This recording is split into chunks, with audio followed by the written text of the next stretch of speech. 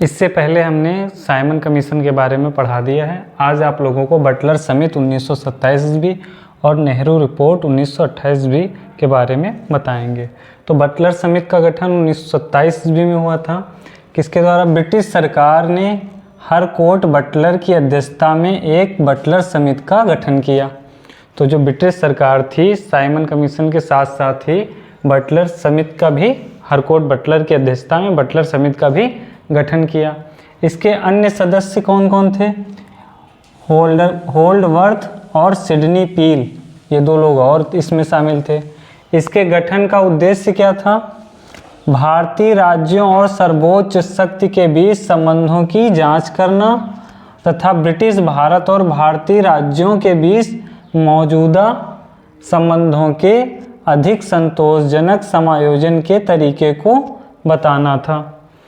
तो जो सर्वोच्च शक्ति यानी ब्रिटिश शक्ति, तो उसके और भारतीय राज्यों के बीच जो संबंध थे उनके बारे में जांच करना और उनके संबंधों के बारे में अपनी राय प्रस्तुत करने के लिए गठित की गई थी। बटलर समिति ने अपनी रिपोर्ट 1929 ईस्वी में प्रस्तुत की। कब प्रस्तुत करती है? 1929 ईस्वी में प्रस्तुत की। इसमें क्या कहा उसने? ब्रिटिश साम्राज्य के साथ रियासतों का संबंध महज एक संविदात्मक संबंध नहीं था, बल्कि यह एक जीवंत बढ़ता हुआ संबंध था। तो इसमें कहा गया कि जो ब्रिटिश साम्राज्य के साथ देशी रियासतें हैं उनका जो संबंध है एक संविदात्मक नहीं है। संविदा मतलब था एक समझौतात्मक नहीं है, एक समझौता ही नहीं है, बल्कि क्या है, यह एक जीवंत और बढ़ता हुआ संबंध जो आगे धीरे धीरे बढ़ भी रहा है। परिस्थितियों और नीतियों द्वारा आकार लेता था। आगे जो परिस्थितियां हैं और जो नीतियां हैं उनके माध्यम से संबंध और बढ़ते जा रहे हैं। दूसरा, रियासत को बचाए रखने के लिए ब्रिटिश सर्वोच्चता को अक्षुण्ण बनाए रखना आवश्यक है। तो जो रियासतें हैं उनको बचाए रखने के लिए ब्रिटिश सर्वोच्चता को अक्षुण्ण बनाए रखना अति आवश्यक है। अक्षुण्ण का मतलब ना समाप्त होने वाला, यानी ठोस। जब ब्रिटिश सर्वोच्चता जितनी मजबूत रहेगी उतनी रियासत बची रहेंगी। राज्य को अपनी सहमति के बिना ब्रिटिश भारत में भारतीय विधायिका के प्रति उत्तरदायी किसी नई सरकार के साथ संबंध स्थापित करना चाहिए। तो यानी राज्य को अपनी सहमति के बिना किसी जो नई ब्रिटिश सरकार है उसके साथ संबंध स्थापित नहीं करना चाहिए। जब तक राज्य की स्वीकृति न हो तब तक नहीं संबंध स्थापित करना चाहिए। साइमन कमीशन द्वारा बटलर समिति की उपलब्धियों को स्वीकृति दी गई। तो जो साइमन कमीशन था, इसकी जो नीतियां थी, बटलर समिति की जो सिफारिशें की थी उसको इन्होंने स्वीकृति दी तथा इस बात पर सहमत बनी हुई कि देशी राजाओं के साथ सर्वोपरि सत्ता का प्रतिनिधि वायसराय होगा, न कि गवर्नर जनरल था उसकी परिषद। तो ये इसमें कहा गया कि जो ब्रिटिश सत्ता है उसका सर्वोपरि कौन होगा? वायसराय होगा, गवर्नर जनरल और उसकी परिषद नहीं होगी। बटलर समिति को आधिकारिक रूप से भारतीय राज्य समिति, जो बटलर समिति थी उसको आधिकारिक रूप से भारतीय राज्य समिति या इंडियन स्टेट समिति कहा जाता था, जो 16 भारतीय राज्यों का दौरा किया था। तो इसको आधिकारिक रूप पे क्या कहा जाता था? भारतीय राज्य समिति या इंडियन स्टेट समिति। इसने कितने राज्यों का दौरा किया? 16 राज्यों का। अब अगला टॉपिक है नेहरू रिपोर्ट 1928। तो साइमन कमीशन के विरोध के बाद भारत सचिव बर्कनहेड ने भारतीय नेताओं को संविधान की रूपरेखा तैयार करने की चुनौती दी, क्योंकि सभी लोग यहाँ के जितने भारतीय नेता थे साइमन कमीशन का विरोध कर रहे थे। तो इसलिए जो उस समय सचिव थे बर्कनहेड, उन्होंने भारतीय नेताओं को चुनौती दे दी कि एक संविधान की रूपरेखा तैयार करें। भारतीय नेताओं ने इस चुनौती को स्वीकार करते हुए 19 मई 1928 को बम्बई में डॉक्टर अंसारी की अध्यक्षता में दूसरे सर्वदलीय सम्मेलन का आयोजन किया गया। इसी सम्मेलन में भारत के सिद्धांतों पर विचार करने के लिए मोतीलाल नेहरू की अध्यक्षता में एक समिति का गठन किया गया। तो जो ये भारतीय नेता थे उन्होंने चुनौती को स्वीकार किया और 19 मई 1928 को बम्बई में डॉक्टर अंसारी की अध्यक्षता में एक दूसरा सर्वदलीय सम्मेलन का आयोजन हुआ, जिसमें सर्वदलीय सम्मेलन मतलब सभी दल शामिल थे।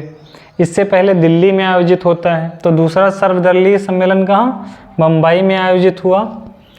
इसी सम्मेलन में भारत के सिद्धांत जो थे कि किन किन बातों पर कैसे बनाया जाए नियम कानून, उनके यानी भारत के सिद्धांतों पर विचार करने के लिए मोतीलाल नेहरू की अध्यक्षता में एक समिति का गठन किया जाता है, जिसके महासचिव कौन थे? जवाहरलाल नेहरू, उनका बेटा ही था जवाहरलाल नेहरू, उसके सचिव महासचिव थे।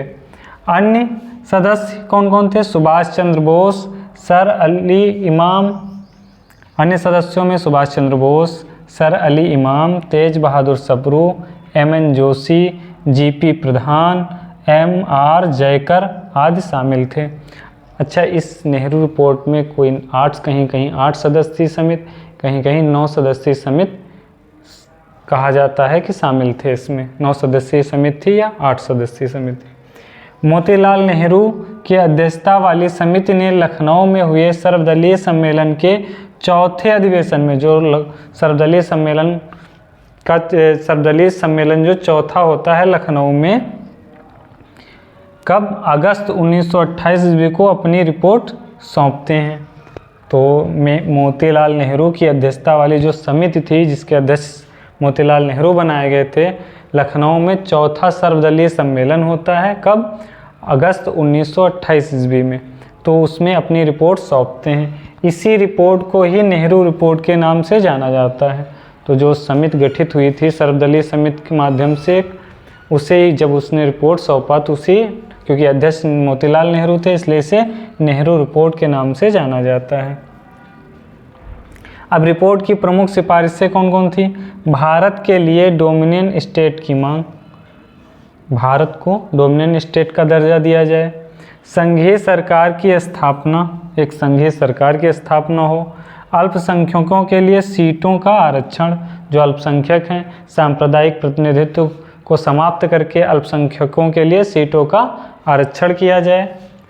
वयस्क मताधिकार पर आधारित संसदीय प्रणाली, तो वयस्क मताधिकार पर जो है संसदीय प्रणाली यानी चुनाव वयस्क मताधिकारों के माध्यम से करवाए जाएं। सभी भारत में सर्वोच्च न्यायालय की स्थापना की जाए, जिससे इंग्लैंड की प्रिवी काउंसिल में अपील भेजना बंद हो सके। यानी भारत में एक सर्वोच्च न्यायालय की स्थापना की जाए, जिससे प्रिवी काउंसिल जो लंदन में भेजे जाते थे यहाँ के मामले, वो भेजना बंद हो जाएं। 19 मौलिक अधिकारों की भी सिफारिश की गई थी इसमें। अब मुस्लिम लीग के अध्यक्ष जिन्ना ने नेहरू रिपोर्ट को अस्वीकार कर दिया। तो जो मुस्लिम लीग के अध्यक्ष थे जिन्ना ने जो नेहरू रिपोर्ट थी उसको अस्वीकार कर देते हैं और कहा समिति ने मुसलमानों के राजनीतिक भविष्य को बर्बाद करने के लिए एक संकीर्ण मानसिकता अपनाई। उन्होंने कहा कि मुसलमानों के राजनीतिक भविष्य को बर्बाद करने के लिए समिति ने एक संकीर्ण मानसिकता अपनाई है। मुझे यह कहते हुए खेद है कि रिपोर्ट बेहद अस्पष्ट है और इसे लागू करने के लायक नहीं है। तो जो मुस्लिम लीग के अध्यक्ष थे जिन्ना ने ये कहते हुए इसे अस्वीकार कर दिया। इस रिपोर्ट को ब्रिटिश सरकार ने अत्यधिक प्रगतिशील कहकर मानने से इनकार कर दिया। कहा उन्होंने बहुत प्रगतिशील रिपोर्ट है और इसको हम लागू नहीं कर पाएंगे।